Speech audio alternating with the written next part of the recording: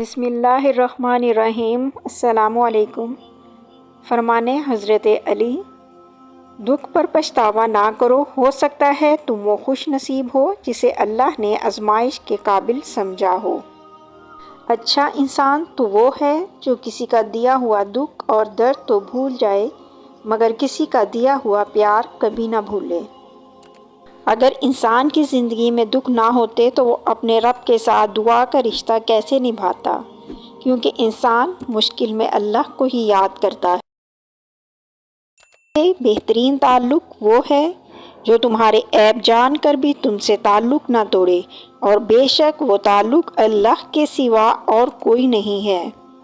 وہ وقت تمہاری زندگی کے لیے بہترین ہے جس کو تم نماز کے لیے وقف کرو، کیونکہ تمہارے کام تمہاری نماز کے بعد ہی قبول ہوں گے۔ انسان کی بھلائی اللہ کے ذکر اور آخرت کی فکر میں ہے۔